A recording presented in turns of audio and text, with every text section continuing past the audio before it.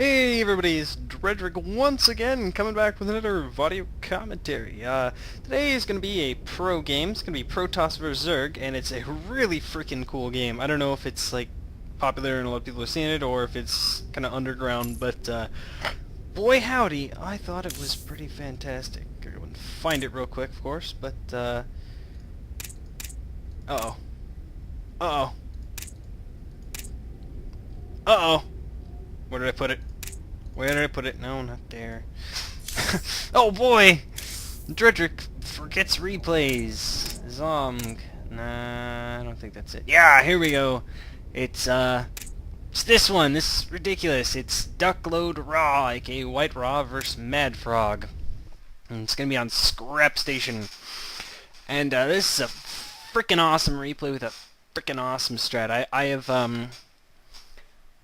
I mean, there's just a lot of really cool stuff in this, so we're going to go ahead and pause this here for a second, say some things. Basically, what this is going to be is White Raw going for kind of a expansion, whatnot, and then going into a bunch of air units, particularly Void Rays and Phoenixes. And this is a pretty cool strategy. This is something that's really hard for the Zerg to deal with effectively, not necessarily because they don't have the units to counter it, just because the mobility of the Phoenixes and the fact that it's an air, that they're both air units, and the ability they have to harass very well makes it pretty hard for the Zerg to get into a situation where they can just fight you straight up. So, with that said, we're gonna go ahead and start this replay up. Here we go, doing a 4-2 probe split like a noob. Oh hey, looks like somebody finally figured out how to crack the replay system and throw in this little tag thing. So yeah, visit sc2.replayers.com apparently for more replays. I actually didn't get that on there. I think I got it like sc2 replayed. There's like a million things. Anyway, so when you're the Protoss and you're coming into a matchup with Zerg, there's really not many options that you're going to be up facing against. I think Zerg is underpowered right now. I think the main reason for that is because they don't have very many options that are viable. I think if you look at a lot of games over history, one consistent theme is that the more options you have, the more different strategies you can perform, the better your race's performance is going to be as a whole. I mean, continuing, you know, there are exceptions to this, of course. For example, Warcraft 3 orcs really only ever performed one strategy, but you know, they had the Blade Master, so it was nice and balanced enough to work for them. But yeah, Zerg is pretty much usually going to expand, put up like gas and hatch around 14 and throw up, or excuse me, gas and pool around 14 and throw up their hatch after that. Some people do the hatch first, but it's not particularly safe, especially if the Protoss throws down 2 bases on 10. And then you might see one base play like roaches or Tectomutas, that kind of crazy stuff. But it's not quite as powerful. Usually the accepted best option is for Zerg to go ahead and get down that expansion, and sure, that's what MadFrog's gonna do this game. Of course, watch, I'm just like completely fake, false remembering this. He's gonna do something crazy like quick tech to ultralisks. Oh my god! But no, no, he's not. Got his pool about half done, throwing that up. So, you can tell Duck has practiced this map again, because he's going to have a very, very refined base build. You can see this pylon going down here. Well, there's a very good reason for that, and you'll see it in a minute. What he's going to do is he's going to be fast expanding versus the Zerg, and it's going to be that one gateway forge fast expand. And what he's figured out here is with a pylon and a forge at this spot, you can actually create another choke. In this game, Duckload Raw does in fact put down his Nexus for the forge. Don't generally see it, but it makes a lot of sense on this map because Zerg can't really get to your base super quickly. So that, and he did scout that he didn't do something crazy like an 8-10 pool. So he knows it's pretty safe to do. And then MadFrog, the Super Gosu Undead player, who many of us used to look up to in the past, is now the Zerg Gosu over in Europa. He's doing something pretty cool here, which is just, instead of taking the safe, close natural, he's going to go ahead and be ballsy, and since he didn't want to have to partially since he didn't want to have to deal with the annoying probe dancing around, wait for the Zerglings to come out to actually kill the things so you can get up your hatchery. He just goes in and throws it up at the gold over here, which you know, is kind of a blessing and a curse because it's really far away. But at the same time, you know, it's a gold, it's very quick, and the Protoss player, especially on lower levels, might not expect and scout this. So what you'll see here is, actually, I don't know if that's one space or two, but you can make it one space. I've tried it out on this map myself. Yeah. So what I do on this map is I do pretty much very similar build, except I do get it so it's only one space on each side, so I just with 2 zealots can block both bases off.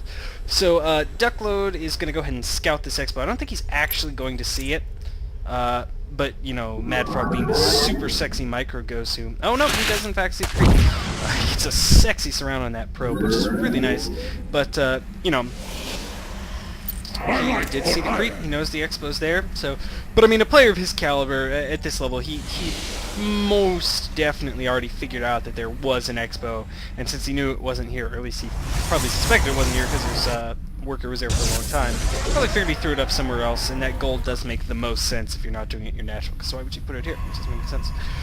Anyway, MadFrog with some early Zerglings with the speed upgrade, which are very good at containing a player, because he can't really leave his base without getting surrounded and owned. He's going to go ahead and camp out here. They both got their expansions up, so they're on somewhat equal footing, although most people would agree that 2 base versus 2 base, Protoss is about ahead. So we see a really cool move by White Raw here in a bit. He throws up this pylon here, so he does know that these Zerglings are whacking him. He saw it with his probe passing by. You can probably see the destructible rocks going down. So he's going to wait for this pylon to come up. Instead of trying to dance around and go ahead and throw some zealots over here, just go ahead and throw the photon again. There's a lot of Zerglings and he's going down pretty quickly, but it is in fact going to work. And I just realized that you can't hear me because of my sound. So I'm going to go ahead and turn the sound down a lot. Sorry about that. I remembered though, I did. So, since I almost guarantee you couldn't hear me, basically what I was saying is he's just going to do a cool thing here. Instead of trying to send units out and possibly suiciding them, he's going to throw up the photon cannon here, as well as he's going to be putting his stargates up here, which is, you know, not necessary, but it works fine. It's very safe for many ground units, obviously.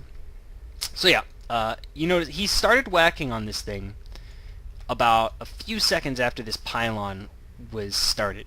And yet, he's going to be able to finish the pylon and the photon cannon before these Zerglings take this down. I have in my own practice games on ladder tried this out myself, because, you know, as soon as you block these off, most people are going to think, go for the rocks. And this works fine, works like a charm, it's great stuff, give it a shot.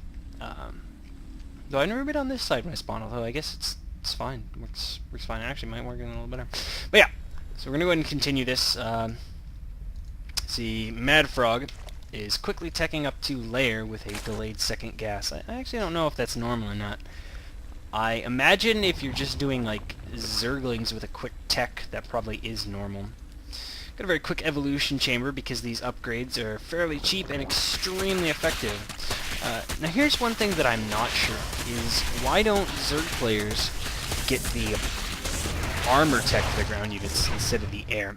And of course, photon cannon, 20 damage, 35 health on a Zergling, kills it in 2 shots. He sees that hitting him and he immediately backs off. It's smart. He's not going to be able to get these rocks. But yeah, since you get 1 armor tech, or 1 attack tech for the Zealot, it's a huge difference. Makes you kill a Zergling in 2 hits. Why don't Zerg players get the armor tech and just try and keep pace with the attack tech? Because, I mean, if they both have 3, unless I'm mistaken, it still means that the Protoss player has to hit him 3 times instead of 2. So yeah, MadFrog trying to bust in here with the Zerglings, but 2 photon cannons and a lot of zealots. It's really not going to go super well for him. He is going to break in. He's not going to be able to do any damage. And I think, looking back on it, that was probably worth it for MadFrog. All he really did was trade units and whatnot. But, you know, he's making sure that White Raw is contained and while he gets up his 3rd base. Although little does he know, there is in fact a Void Ray already out on the map. And on 2 base, he throws up 2 Stargates, which I think is kind of critical if you're making anything other than just like a couple Phoenix or like a couple Void Rays. If you are going any like strategy that is, my units are going to be aerial, which is effectively what White Raw is going to do. He's not going to make a bunch more ground units for quite a while, if I'm not mistaken.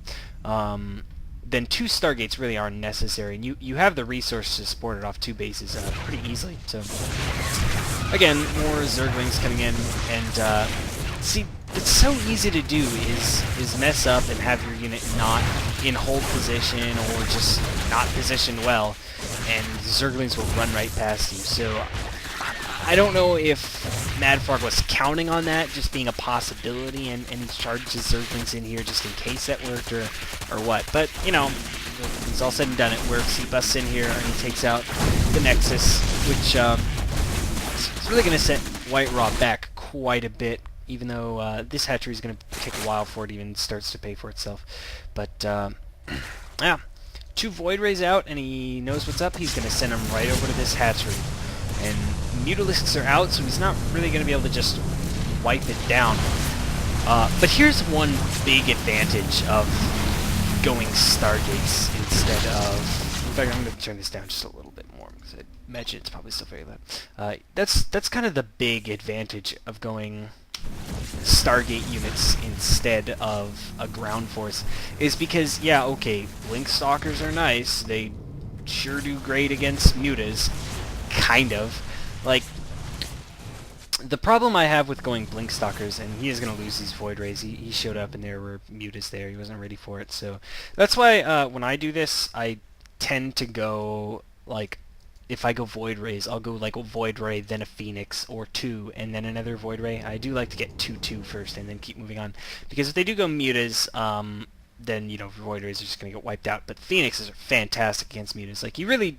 It seems like mutas would do better against them. Like, I was kind of surprised when I first started using them versus Zerg how effective they were. Just look at this. They do the bonus damage versus Mutalisks, and they have almost 200 hit points. So, I mean, they really, really are effective. They do a ton more damage, and they have good number more hit points, so they really are very effective against Mutalisks. Of course, you could just be smart and scout instead of just kind of blindly making Phoenix. But Phoenix are always good for the extra harass value you've got tucked in there. And you see that paying off here. Hydralisk Den going up, but he's going to lose his queen, and I imagine a couple drones here. Meanwhile, back in La La Land, his dude is out of position again. Not on hold position, whatever, what have you. And so he is going to take a lot of damage here from these Zerglings. I believe he gets his Nexus cancelled again. I'm not 100%. I don't see how he wouldn't. He's going for the pylon here. I'm not entirely sure why he doesn't go for that Nexus, which you have to assume is coming back up. Anyways, let's take a look around the map. Meanwhile, another hatchery going up for MadFrog. This is for the extra... whatchamadears. Things. Larva, thank you. God, I'm dumb. As well as more ranged attack. See, I really just don't get why people don't get that Carapace upgrade. I mean, it's not like Zerglings and Mutalisks, or I guess it doesn't do anything with Mutalisks. Like, it doesn't do enough damage. And actually, no, this hatchery isn't going to go down. Or this hatchery, this Nexus. He could have taken that down if he'd have done that instead of the Forge. But, oh well, doesn't matter. Phoenix could come by and with a Void Ray and clean this up. This replay does get more exciting, so just chillax, bros.